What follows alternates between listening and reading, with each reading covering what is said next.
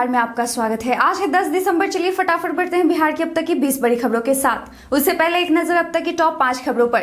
बिहार में सोन नदी पर बन रहा है सड़क पुल, झारखंड की दूरी और भी होगी कम। अब बिहार में ही हो पाएगी ओमिक्रॉन वेरिएंट की जांच। 2024 तक जारी रहेगा प्रधानमंत्री आवास योजना ग्रामीण।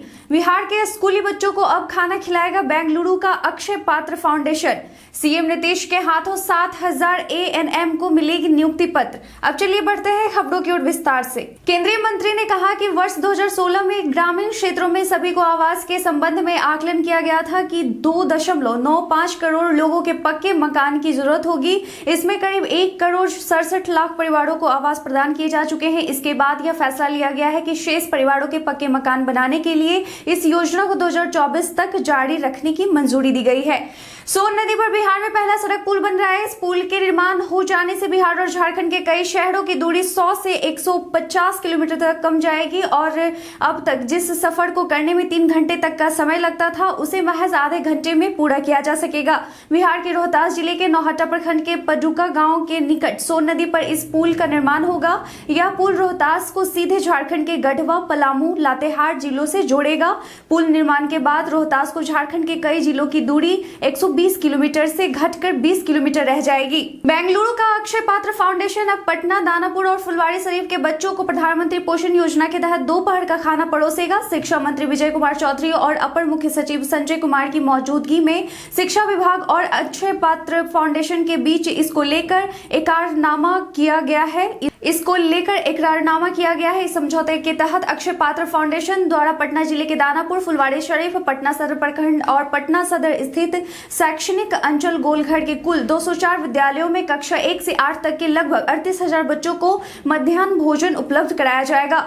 पीजी नीट काउंसलिंग और वेतन बढ़ोतरी को लेकर बिहार के सरकारी मेडिकल कॉलेजों के जूनियर रेसिडेंसियों ने दूसरे दिन भी अपनी हड़ताल जारी रखी, जिसके कारण ओपीडी सेवा पूरी तरह से ठप रही। बात अगर बिहार के सबसे बड़े सरकारी अस्पताल पीएमसीएच की करें तो यहाँ जेआर के हड़ताल के कारण ओपीडी में रजिस्ट्रेशन काउंटर बंद रहा, जिसके कारण यहाँ इलाज के लिए मरीज काफी परेशान नजर आए। इधर जूनियर डॉक्टरों का कहना है कि जब तक उनकी मांग पूरी नहीं होती है तब तक वे काम पर वापस नहीं लौटेंगे और कामकाज ठप कर धरना पर बैठे रहेंगे। आर्थिक अपराध इकाई बालू खनन में संलिप्त अधिकारियों पर लगातार कार्रवाई कर रही है। इसी कड़ी में बीते दिन औरंगाबाद के तत्कालीन जिला परिवहन पदाधिकारी के ठिकानों पर छापेमारी की गई।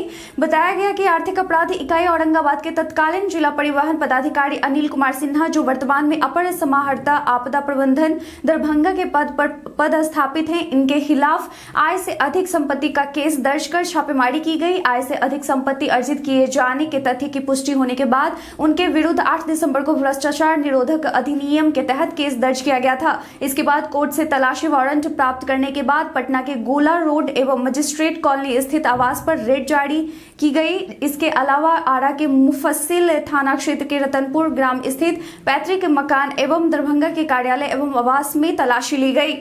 पटना हाईकोर्ट का तीनों अधिवक्ता संघों का समन्वय समिति के सदस्य 13 दिसंबर 2021 को राज्य के विधि मंत्री से मिलेंगे। बीते दिन समन्वय समिति ने एक संकल्प पारित किया, जिसके अनुसार राज्य सरकार द्वारा राज्य सरकार का पक्ष पटना हाईकोर्ट के समक्ष रखने के लिए विधि पदाधिकारियों की नियुक्ति हेतु निकाले गए विज्ञापन को वापस लेने का अनुरोध करेगा। साथ ही इन पदों पर नियुक्ति के लिए आवेदन करने की तिथि को बढ़ाने का अनुरोध भी समिति करेगी। समिति की मांग है कि सिर्फ बार काउंसलिंग का प्रमाण पत्र और एसोसिएशन द्वारा जारी अनुभव प्रमाण पत्र के साथ आवेदन करने की अनुमति दी जाए।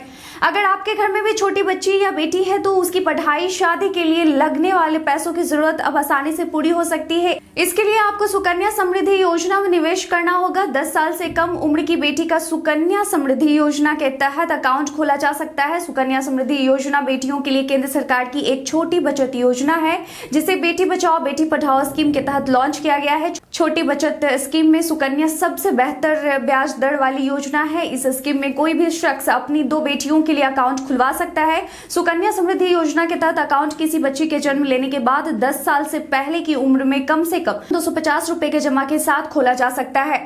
पेट्रोल डीजल के रेट बीते दिन तेल कंपनियों ने जारी किए। गुरुवार को भी पेट्रोल डीजल के दामों में एक बार फिर बदलाव देखा गया। IOCL के अनुसार 9 दिसंबर को राजधानी पटना में पेट्रोल का दाम 105 रुपए 92 पैसे प्रति लीटर और डीजल 91 रुपए 9 पैसे प्रति लीटर पर बिका। बिहार के सरकारी स्कूल अब सौर ऊर्जा के रोशन होंगे, इसके लिए शिक्षा विभाग तैयारी में जुटा है। शिक्षा विभाग ने राज्य के सभी उच्च शैक्षणिक संस्थानों से ऊर्जा के परंपरागत स्रोतों की बजाय और ऊर्जा का इस्तेमाल करने की बात कही है। सौर ऊर्जा से शिक्षण संस्थानों को बिजली पहुंचाने की इस योजना में शिक्षा विभाग ब्रेटा की मदद लेगा। पहले चरण में राज्य सरकार सभी उच्च माध्यमिक स्कूलों में Bihar renewable energy development agency Beretta के जरिए सोलर पैनल स्थापित करवाएगी। भारतीय सेना के तीनों अंगों के chief of defence staff general Bipin Rawat बुधवार को हेलीकॉप्टर हादसे में इस दुनिया को अलविदा कह गए। इस खबर को सुनने के बाद से ही देश भर में इस असामयिक निधन पर शोक जताया गया। वहीं जनरल रावत, उनकी पत्नी समेत जान गंवाने वाले अन्य 11 लोगों के प्रति बिहार के नेताओं ने भी गहरा दुख व्यक्त किया। इस क्रम में बिहार के मुख्य नीतीश कुमार ने अपना शोक संदेश जारी करते हुए खुद को मर्माहत बताया। साथ ही साथ कहा कि CDS रावत एक जिम्मेदार सैन्य प्रमुख, कर्तव्यपरायण अधिकारी एवं कुशल नेतृत्वकर्ता रहे हैं, जिन्होंने अपनी काबिलियत और सतत परिश्रम की बदौलत थल सेनाध्यक्ष बने और बाद में भारत के पहले प्रमुख रक्षा अध्यक्ष बने।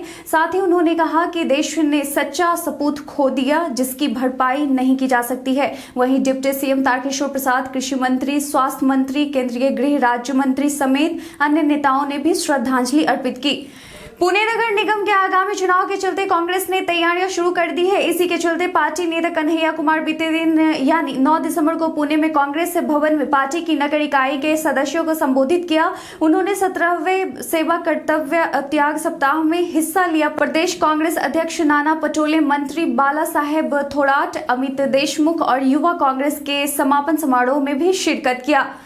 NIA की टीम ने बिहार के गोपालगंज से एक युवक को गिरफ्तार किया। युवक को मांझा थाना क्षेत्र के पथरा गांव में छापेमारी करके गिरफ्तार किया गया। टीम ने गिरफ्तार युवक के पास से 6 मोबाइल फोन, 2 लैपटॉप और सिम कार्ड बरामद किया। NIA युवक को CJM कोर्ट में पेश करने के बाद ट्रांजिट रिमांड पर लेकर दिल्ली चली गई है। बताया जा रहा है कि NIA को सूचना मिली थी कि गोपालगंज जिले के मांझागढ़ थाने के पथरा गाँव का युवक जफर अब्बास टेरर फंडिंग से जुड़े पाकिस्तानी आतंकवादियों से संपर्क में है। IGIMS में बने राज्य के पहले जीनोम सीक्वेंसिंग लैब के ट्रायल और मानकों की जांच का काम पूरा कर लिया गया है। अब इस लैब में कोरोना वायरस सहित अन्य प्रकार के वायरस की जीनोम सीक्वेंसिंग की जाएगी।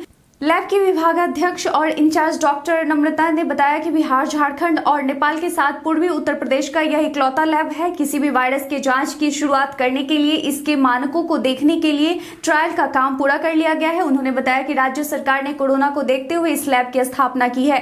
भोजपुरी कलाकार खेसारी लाल यादव की मुश्किल बढ़ गई है। न्यायिक दंडाधिकारी प्रथम श्रेणी सह विशेष न्यायिक दंडाधिकारी संजय कुमार सरोज की कोर्ट ने खेसारी लाल के खिलाफ जमीन की खरीद के मामले में चेक बाउंस होने पर रसूलपुर थाना में 2 वर्ष पूर्व दर्ज NI एक्ट मामले में उन्हें गैर जमानती वारंट जारी किया था। पुनः 25 फरवरी 2021 को DW निर्गत करने का आदेश किया गया। वे न्यायालय में उपस्थित नहीं हुए। इसको देखते हुए कोर्ट ने पुनः गैर जमानती वारंट जारी करने का आदेश दिया है।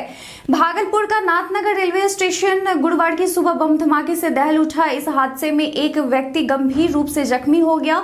बम धमाके की सूचना मिलते ही RPF के जवान मौके पर पहुंच गए। इसके बाद घायल को इलाज के लिए अस्पताल में भर्ती कराया गया। एक साजिश के तहत रेलवे को बड़ी क्षति पहुंचाने की असामाजिक तत्वों की भी मंशा हो सकती है। हालांकि इसको लेकर कोई पुष्टि नहीं की गई है। बिहार की राजधानी पटना में नवनियुक्त को स्वास्थ्य विभाग द्वारा 14 दिसंबर को आयोजित राज्य स्तरीय समारोह में नियुक्ति पत्र दिए जाएंगे। इस दौरान CM नीतीश कुमार के हाथों से नवनियुक्त ANM को नियुक्ति पत्र दिए जाएंगे। वहीं खबर ये भी है कि हाल ही में तकनीकी सेवा चयन आयोग के माध्यम से ANM के पद के लिए कैंडिडेट की नियुक्ति की सिफारिश स्वास्थ्य विभाग को भेजी गई है। राज्य में बीते दिन यानी 9 दिसंबर को सोने के दाम में तेजी देखी गई है। पटना में 22 कैरेट सोने के भाव में 10 रुपए की बढ़ोतरी हुई। इसके अलावा 10 ग्राम 24 कैरेट सोने के भाव में 10 रुपए की बढ़ोतरी हुई है। राजधानी पटना में बीते दिन 10 ग्राम 22 कैरेट गोल्ड का रेट 46,290 रुपए रहा। वहीं 10 ग्राम 24 कैरेट सोने का भाव 49,560 रुपए रहा। बिहार सरकार द्वारा प्रदान की जाने वाली योजनाओं का लाभ बिहार के किसानों तक पहुंचाने के लिए बिहार किसान रजिस्ट्रेशन करवाना अनिवार्य है। कृषि विभाग द्वारा डीबीटी एग्रीकल्चर पोर्टल की आधिकारिक वेबसाइट पर बिहार किसान रजिस्ट्रेशन की प्रक्रिया आरंभ कर दी गई है। इस पोर्टल पर ऑनलाइन रजिस्ट्रेशन करवाने के बाद किसानों को कृषि से संबंधित सभी योजनाओं का लाभ प्रदान किया जाएगा। यहां तक कि पीएम किसान सम्मान निधि का लाभ इसी पोर्टल पर रजिस्ट्रेशन कराने से मिलेगा। पूर्व उप मुख्यमंत्री सुशील कुमार मोदी ने कहा कि शिक्षा राज्य मंत्री डॉक्टर सुभाष सरकार ने स्वीकार किया कि बिहार के लिए पीएम पैकेज 2015 के अंतर्गत विक्रमशिला विश्वविद्यालय के ऐतिहासिक स्थल पर भागलपुर के निकट एक नए केंद्रीय विश्वविद्यालय की स्थापना के निर्णय लिया गया था। मंत्री ने बताया कि बिहार सरकार ने प्रस्तावित विश्वविद्यालय के लिए 3 स्थलों की पेशकश की है। दक्षिण बिहार केंद्रीय विश्वविद्यालय के कुलपति की अध्यक्षता में गठित समिति ने स्थलों का दौरा कर एक प्रारंभिक रिपोर्ट प्रस्तुत की है, जिस पर कार्रवाई चल रही है। राज्य के प्राथमिक और हाई स्कूल में 40,518 प्रधान शिक्षक और 6,421 हेडमास्टरों की नियुक्ति का रास्ता साफ हो गया है। इसी महीने शिक्षा विभाग बिहार लोक सेवा आयोग को प्रस्ताव भेज देगा। महीने के अंत तक विज्ञापन भी जारी होने की संभावना है। माध्यमिक और उच्च माध्यमिक 6,421 स्कूलों में प्रधानाध्यापक पद पर नियुक्ति प्रक्रिया शुरू करने के लिए रोस्टर क्लियरेंस पूरा हो चुका है। वहीं 40,518 प्रारंभिक स्कूलों के लिए प्रधानाध्यापक पद के लिए रोस्टर क्लियरेंस 32 जिलों में हो चुका है। बाकी जिलों के रोस्टर क्लियरेंस इसी सप्ताह में पूरा होने की संभावना है। हमारे द्वारा पूछे गए सवाल का आप लोगों में से बहुत लोगों ने अपना जवाब में कमेंट सेक्शन में लिख कर दिया था। जिन्होंने पूछे गए सवाल का जवाब दिया है उनके नाम है रमन कुमार ठाकुर, मनोज कुमार, नूरुद्दीन खान, मोहम्मद नौशाद, रजनीश कुमार, मुटू रंगीला, विक्रम बिहारी, शिवम कुमार और भान प्रकाश मौर्य।